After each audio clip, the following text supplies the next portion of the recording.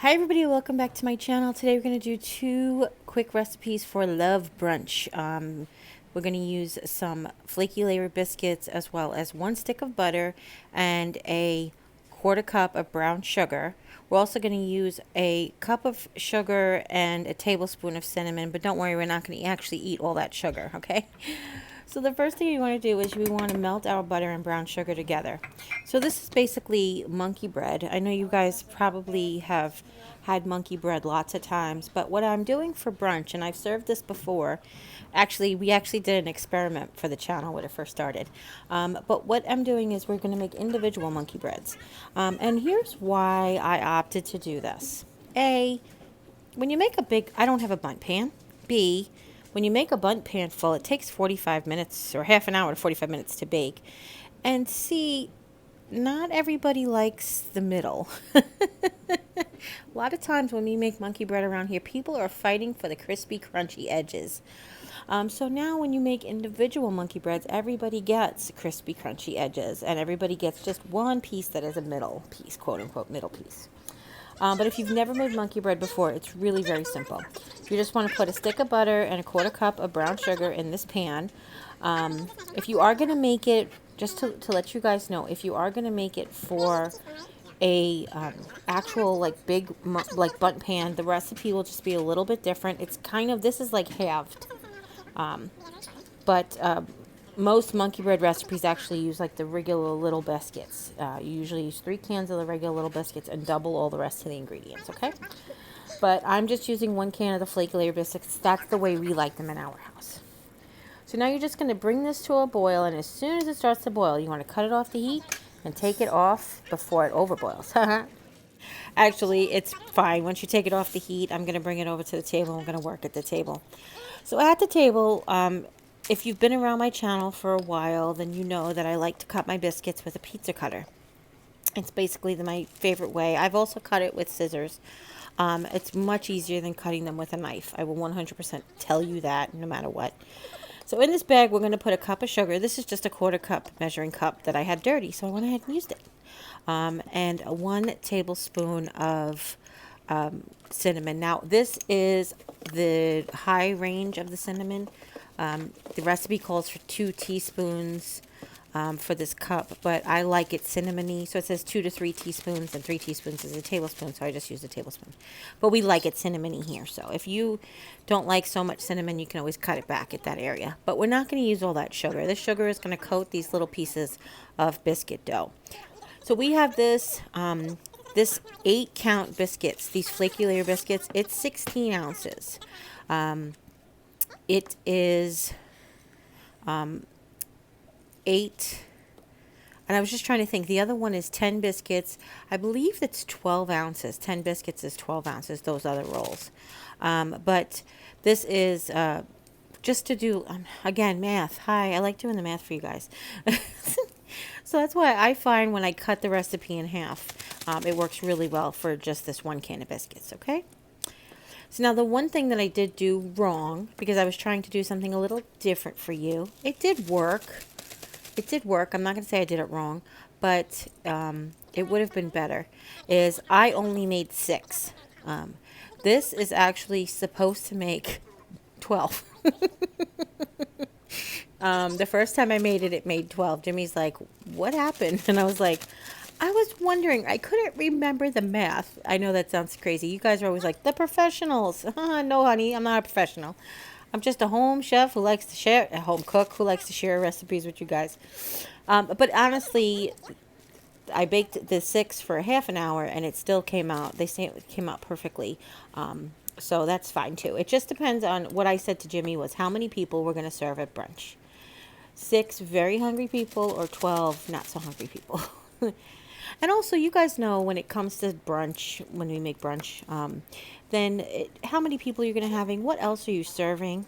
You know, you don't want to make everybody to fill, you don't want to give everybody this big giant portion of monkey bread and have them fill up on it.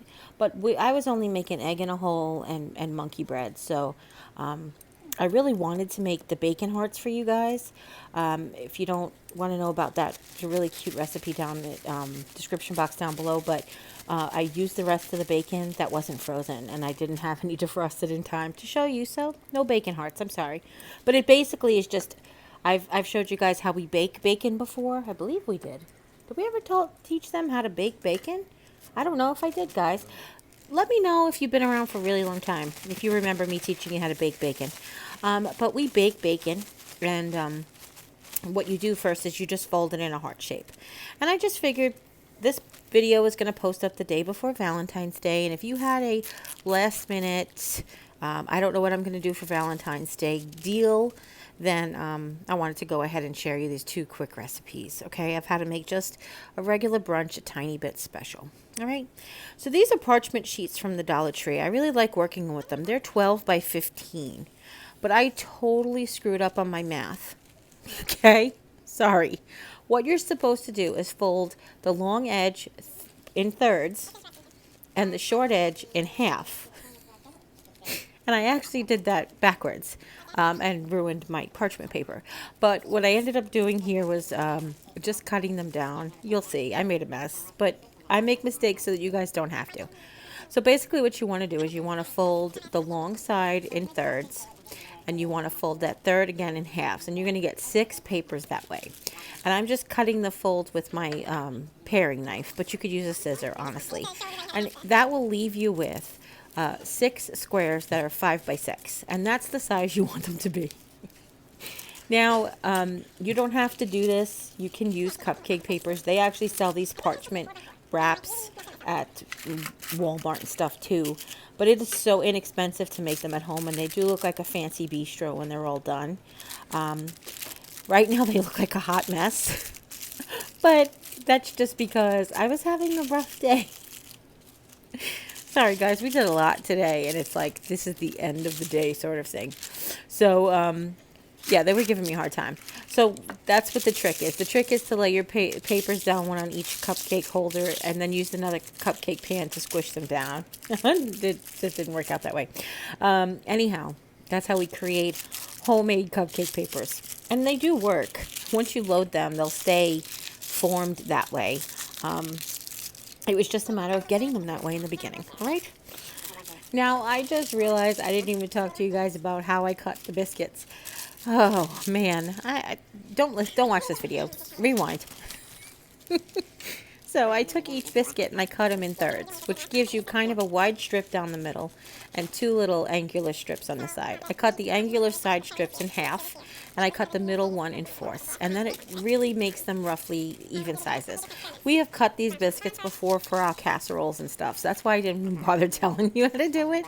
I just assume everybody's been here from the beginning. Isn't that terrible? Sorry about that. And then you throw them into the cinnamon sugar and mix them all around. All right? Oh, I'll tell you, I got this voiceover is all backwards compared to the video. I apologize. But it's really not rocket science to make a monkey bread. Even a monkey could do it. I think they call it monkey bread because it's pull apart. I'm not really sure if that's why. Now, some people do put nuts in theirs, and I do not, but you can is an option. But what I'm doing now is I'm taking a handful, and I'm fitting them into each cup. Now, this goes back to like choice, where if we cut each biscuit, here goes math again. If we cut each biscuit into 8 pieces, and then have 8 biscuits, that's 64 pieces. And when you divide it into 6 pans, that's 10 pieces each plus a little leftover. That's too much. I will tell you. It came out nice. They did come out very full, but I would have preferred to make them smaller. And then you take a tablespoon. This is just a soup spoon full of the butter glaze mixture. I'm dividing it 6 ways. Now, here's the part that I forgot to do. Absolutely 100% do this. Put this on a cookie sheet. Put this on a cookie sheet because this butter, sugar will totally overflow onto your pan, the cookie sheet. And I totally forgot to put it on the cookie sheet. Here I'm trying to fix it up to zhuzh it up so everything fits in nicely and there's not liquid overflowing. And I said, oh my gosh, what am I doing? And I forgot to put on the cookie sheet after all that. See? Ah, cookie sheet. Oh. Anyway, then set the timer for 30 minutes.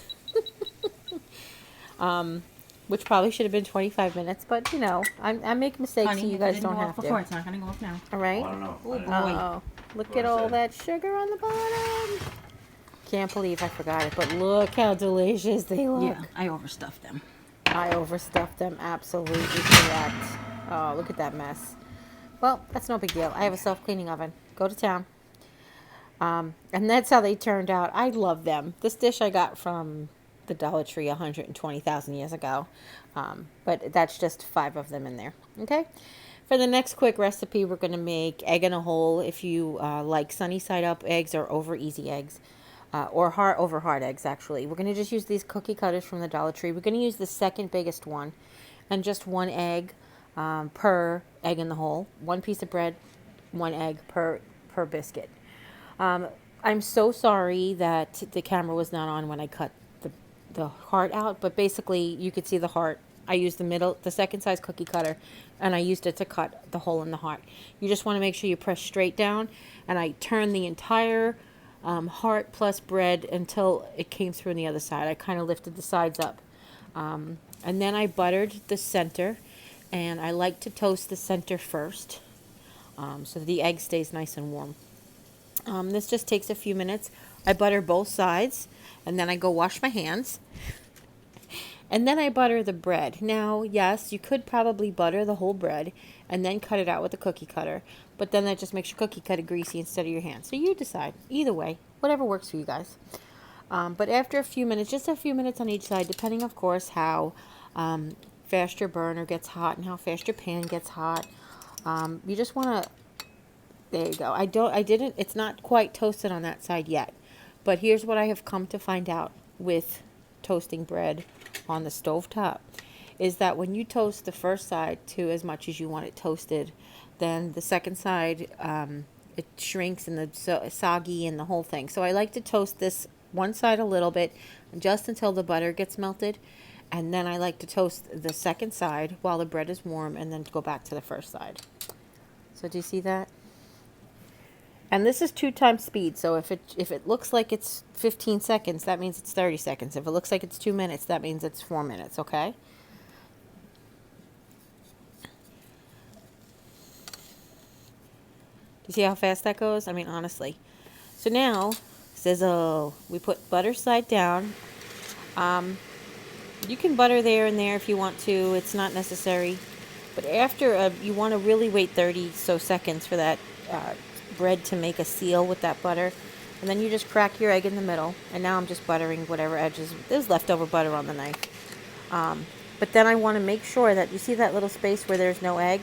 I want to move my pan around or use my spatula so that I can get my egg to fill in all the spots. There we go. See, now I noticed over there and over there, and that really just does help when you go to flip it. Now if you like a sunny side up egg, then you absolutely can do that first. But what you want to do then is you want to toast the back side of your bread by itself. When you turn the bread over, then you crack your egg in there. And then you go ahead and cook it till it's sunny side. Otherwise, you do this method, you turn it over, you toast the other side. So what I did was, because my electric stove stays hot really long when it's off, is as soon as I flipped it, I counted to 10 and I turned my burner off, and I just left it cooking in the hot pan on the hot stove. That's as much as I want it. Like I say, over easy. When I tell Anthony I'm making over easy, I said, you want them over very easy? And he's like, what does that even mean? And I was like, well, barely cooked on the other side. So that's how I like it. And then I cover it with the toast heart, and that is absolutely delicious. I like to add the toast heart because I like to dip in the yolk. You know, not everybody likes that, but hey, if you don't, go watch someone else's channel. No, I'm teasing. You could do this with scrambled eggs too if you want to. Obviously, you just have to scramble up your egg, And you can also season them. I never season eggs. We're restaurant people and we don't season eggs. So that's it, everybody. That was 2 really quick recipes for your Valentine's Day breakfast in bed, brunch, whatever you're going to have. Hope you really enjoyed them. If you do, give them a thumbs up. If you have any questions at all, please leave them in the comments down below. Don't forget to share this video with friends and family, anybody who might be interested in seeing either one of these recipes. And if you haven't yet, click subscribe, and when you do, a little bell will pop up. When you ring that bell, YouTube will let you know whenever I upload a new video. And as always, you take care. God bless. See you next time. Lots of love. Bye.